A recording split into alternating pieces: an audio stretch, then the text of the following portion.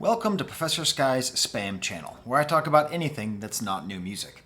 So I'm going to be going through every single sketch of Season 3 of I Think You Should Leave. On this channel I did my tier list of the first two seasons, but now I want to give myself some time. I love these sketches, I love this show, I love thinking about it, kind of getting as deep as I possibly can, and I want to sort of get to the real meat of it. Because it's always funny and goofy and ha ha ha, think of these jokes and weird agrammatical sentences that get stuck in your brain, but there's always something deeper. Now for this season, I really think it's fairly clear that the overarching theme, or at least the theme that I found, is how humans choose to use technology to remove their own humanity. Okay, so it's not just like phones are bad, it's actually that people are bad in the way that they intentionally use technology to undercut and remove their own humanity. There's a certain hellish theme to this season and to the whole show where we get the feeling as though we are all sort of living in a kind of bizarre hell zone. And I think that's on purpose. And I'm going to go a little bit further. I have been reading Dante, the Divine Comedy. And there's a little theme just to keep in your mind about all of the characters and I Think You Should Leave. Part of what makes the Inferno so interesting is that Virgil, when he's leading Dante through all the different circles of hell, he insists that every single person that's there chose to be there. So we should have no pity. Every single resident of hell chose that, wanted that.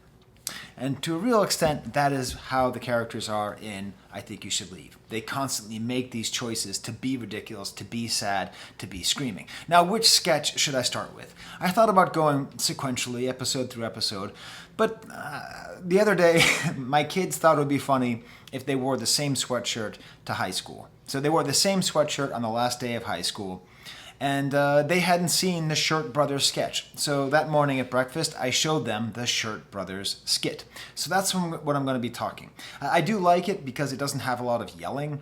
I do get a little bit tired of the yelling in the show, and I especially like it that it's one where Tim Robinson is playing the straight man. Obviously, he is usually the fool, the buffoon, but in this episode, he is the straight man. You'll have to forgive any ambient sounds. My son's over there playing Legend of Zelda, and there are painters outside painting the house. But I have to get this video out here.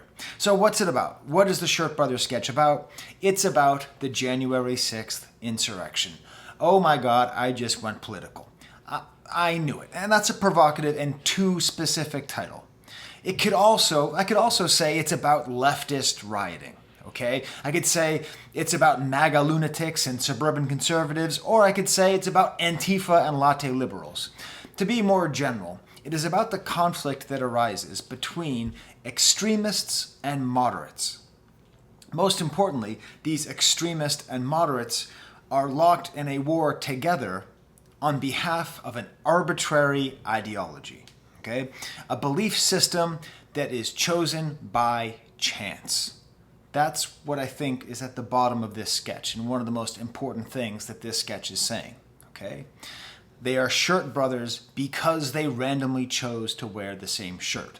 Speaking of clothing, this reminds me of a Seinfeld sketch where he talks about rooting for sports. I'm going to quote Seinfeld here. Loyalty to any one sport is pretty hard to justify because the players are always changing, the team can move to another city. You're actually rooting for the clothes when you get right down to it. You're standing and cheering and yelling for your clothes to beat the clothes from another city. And I think that sports provide a useful way of us thinking about these arbitrary ideologies. I was born in Boston, so I hate the Yankees and love the Red Sox, but were I born in New York, it would be the other way around. It's an arbitrary ideology. Star Trek versus Star Wars. Nationalism of all kinds. If you're from any country back here and you root for your team in the Olympics, you root for your country, that is arbitrary about where you are born. And perhaps what this sketch is pointing at is that the difference between our political ideologies is just as arbitrary. Republican or Democrat. I am a Democrat because my parents were? Maybe. My son's a Democrat because I am? Maybe. Maybe. Not always. But geography, family history often plays into it. These fights, which can be our fights to the death, can often be just due to the circumstances of birth. Something as random and stupid as being a shirt brother with somebody. So now that we have the idea of the entire world here being shirt brothers and non-shirt brothers, and you can imagine the shirt brothers being MAGA heads, you can imagine them being Antifa, I don't care. Okay, you just understanding that amidst in the middle of this grouping, this arbitrarily defined grouping, we have the extremist, played by Santa Claus, who believes that wearing the shirt shows off innate qualities. In the beginning, he talks about like, I like you, shirt brother, good taste. He can tell that this random choice makes him better than the other people in the room. And then we have the moderate, Tim Robinson, who sort of accepts this grouping, but is a little bit uneasy with the fervor of the extremist. Now let's think about the setting of this sketch, the school recital. It's important to remember that this is a public-funded place, okay? This is a public school, represents the state, represents everything that the left aspires to say they are trying to support and that they fear the right is trying to take away. But also it is this very sweet moment, watching your kid, watching your grandkid perform. That's what matters in life. I think that's important, that this battle, that this extremist insanity of January 6th, by that I mean destroying the classroom for no reason, takes both of them away from their family. In that way, it's similar to, I don't know, Molière and his depictions of monomania, where the father of a family unit gets obsessed with an idea to the detriment of his entire family. That's what this is. This is monomania, and that's what Santa Claus represents. First, he's obsessed with Tim and his little group, and then with his quest. What I like about this is the conflicting meaning of this location. It's a suburban setting. The traditional values of the right of a nice, fine, upstanding, mostly white suburb. But then also we have other little idiosyncrasies, such as the dad, Flynn's dad, appears to be he has very long hair, appears to perhaps even be Native American. I don't know if we want to read into that. The whole thing is supporting the arts. The beginning makes reference to kinder graduation, which even me as like a leftist is like, what kind of nutty crunchies? My day, we didn't grow up graduating from kindergarten. We just went to first grade and got beaten, you know? And there's this interesting play between sort of conservative forces and traditional forces and progressive forces. Then we get to the singing itself, which seems like it's just random, seems like it's just funny, but it's neither random, although it is funny. The first song is Meet Me in St. Louis, Louis, take me to the fair, from the musical Meet Me in St. Louis. Important there because St. Louis is often considered to be a place of aviation, such as Lindbergh's plane, The Spirit of St. Louis. The next song they sing is going to blow your mind if you haven't already done this research. By the way, I have looked up nothing. I have not been on the Reddit. I don't know what anyone's saying about the sketch. So if someone else came to these conclusions as well, high five, thought brother. The song that they're singing is Come Josephine in My Flying Machine. Okay? Now listen, who has sold the most albums of all time? No, it's not Garth Brooks. He has 167 million sales. It's, of course, the Beatles. Look it up. Look it up. The number one selling album artist of all time is the Beatles with 183 million. Except they're not even close. The person who originally sang Come Josephine in My Flying Machine, the song that they're singing, Up, Up, Up, that song, the second song they sing, is written by someone named Billy Murray, or performed by Billy Murray, who sold over 300 million albums. And you've never heard of him. It's okay, I hadn't either. The song comes from 1910. So we have these two very old-fashioned songs being sung by these kids in this environment, and then we get to the inciting incident. Santa Claus shows up. Shirt brother, you gotta help me. I'm in deep fucking trouble here. This is the moment where the moderate is now no longer capable of staying in his place. He is being dragged to the right, or if you wish, dragged to the left by the extremist. He's being taken out of this place, forced to abandon what really matters, which is his family, and has to go and deal with this extremism, has to answer for the extremist, the one who threw the flaming trash can through the Starbucks to fight the G8 conference, the one who tried to hang the vice president and broke in to the State House, okay? That's what this trashed classroom represents. Now, of course, it's paid for by taxes, and in a lot of ways it represents governmental waste and social services that go into education.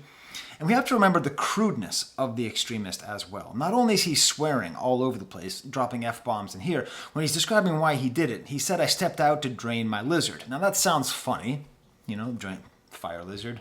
My son's actually looking for fire lizards to upgrade the flame breaker armor. But yeah, I stepped out to drain my lizard. That's funny. But also it's really crude. And that's the other issue that we have here, where often moderates feel as though they are respectable. They hold a position, and that position is good, and they are reasonable. They wouldn't have, rainbow dreadlocks and live on a co-op and get ready to be some kind of eco-terrorist. I'm a latte liberal. They wouldn't go to the state house. They're just a lawn-mowing, beer-drinking bro, But that's what's been happening in our societies. We're being sort of torn to these extremes because the middle is such a hard place to stay. He tells the whole story, What if I just trash this place, says Santa Claus. Just fucking go nuts in here.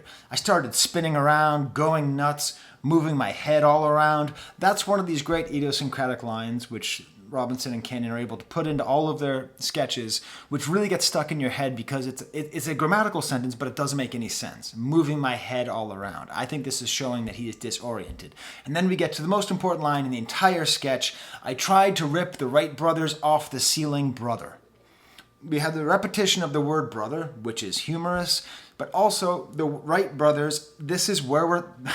they have been putting us in this space to think about the Wright Brothers the entire sketch. With Josephine in My Flying Machine by Billy Murray in 1910. This whole theme is going back to the early days of aviation. He could not tear down the Wright Brothers. Obviously there's the play on the Shirt Brothers and the Wright Brothers and real brothers and fake brothers. But what do these Wright Brothers represent? I think they represent progress, development. And trying to tear them down represents some kind of rejection of modernity in the name of your ideological side, okay? And I truly, truly believe that this is not exclusively left and right. I think that the most extreme sides on either side of a political debate are often fighting against either progression or some kind of movement or evolution. And that's why all their songs are all about flight. And he immediately asks, so what should we start with first? Because the extremist knows that the moderate is just as responsible for burning down the state house as he is. Okay? I, as a latte liberal, am just as responsible for whatever happens at the next riot, at the next protest, as somebody who's actually doing it. That's the situation where we are. And he says, I don't even know who you are. And he says, I'm Flynn's grandpa. And it's kind of tying things together in. There's also the arbitrary nature of geographical grouping that they're even together. I didn't do any of this. And that's the question. Are moderates responsible for extremist violence done in the name of their cause? Do you tell me in the comments if they are? What do you think? Yeah. Do you think moderates are responsible for what extremists do? Absolutely. See, my son agrees. And he studies political science.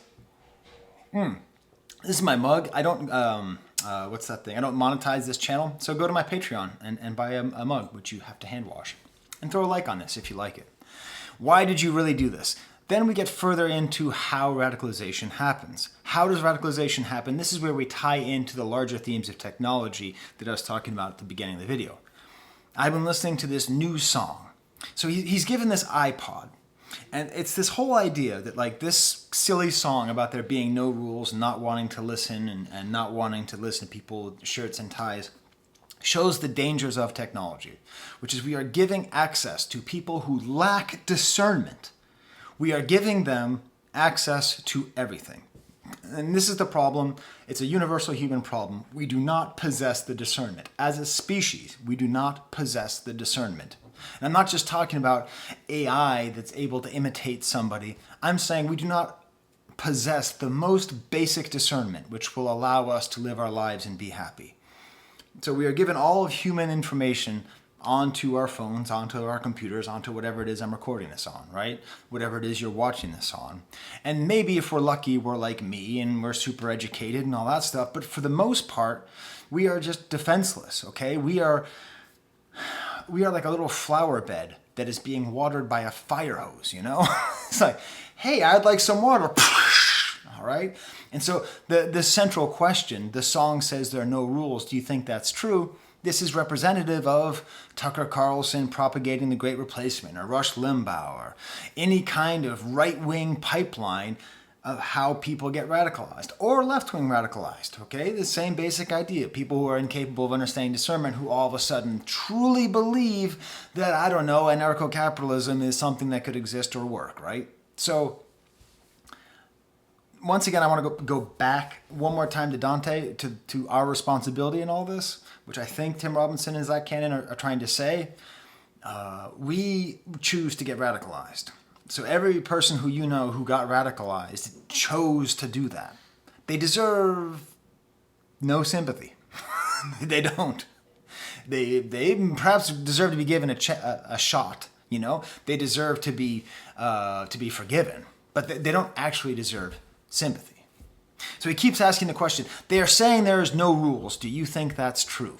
And this is the central question. This is what's happened in our technological day, where you can look anywhere you want. You can have any belief. You can hear any belief. And if it creates some kind of cognitive dissonance within you, you can jump over that cognitive dissonance by finding someone else to confirm what you thought. Am I, a straight, white, cis male, being persecuted? Thousands of people are telling me that I am being persecuted as a cis, white, straight male. Is that true? Is that true that I am? Now, I possess discernment. Bully for me. But this is how we get into this trouble, where people know that it's not true and think that it's true at the same time. Santa knows that rules matter, but he wants to believe that they're not. Once again, we choose to get radicalized according to our own desires. This is also what leads into conspiracy thinking. Then we get to the moment where Tim Robinson sympathizes with Santa. I'm sorry, Flynn's grandpa. I know he's not Santa, but he's always crashed more to me. You know, I know what it's like. You know, life feels flat, and then you read something or you see something and you wake up and you feel inspired.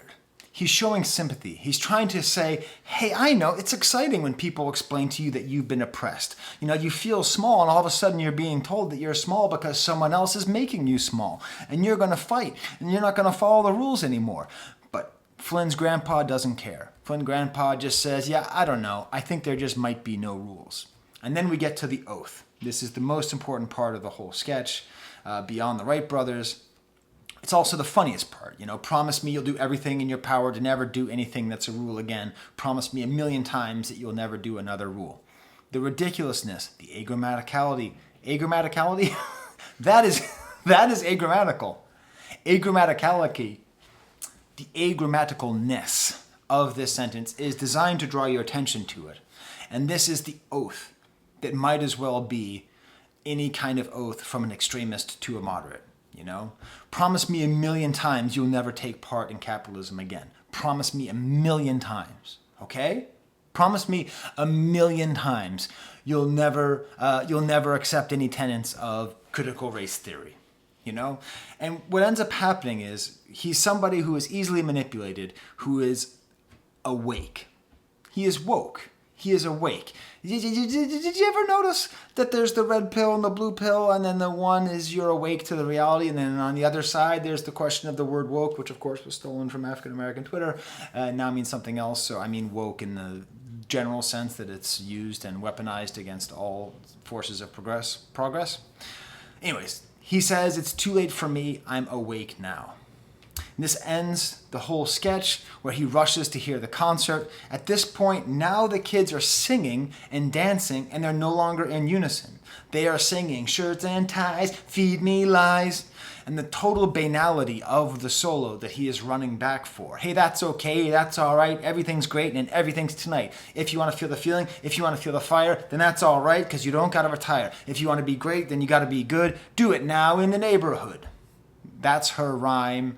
And in the end, what they're fighting for, I don't know why that's so bad other than to be funny. Perhaps it's trying to say that the things that we're fighting for maybe aren't that important in the first place. And then we have the Twilight Zone ending of Flynn's grandpa, Santa Crashmore, seeing Class 8's rules and expectations. And this is what it says on the board. 1, treat everyone with kindness. 2, raise a hand before sharing. 3, follow directions carefully. 4, listen when others are speaking. 5, respect school and personal property. The childishness, the impulsivity of extremists would see a list like this and completely reject it. Okay? All of these things are things which, through our choice to radicalize ourselves and to dehumanize ourselves through technology and our intentional lack of discernment and thought in order to serve our most base tribal needs, these are exactly the kinds of lessons we got in kindergarten before our kinder graduation that we are now rejecting in order to serve some kind of greater cause. We don't treat people with kindness. We don't raise our hand before sharing. We don't follow directions. We don't listen to others, and we don't respect property, right? It's an amazing little joke. I had to pause it to read all that.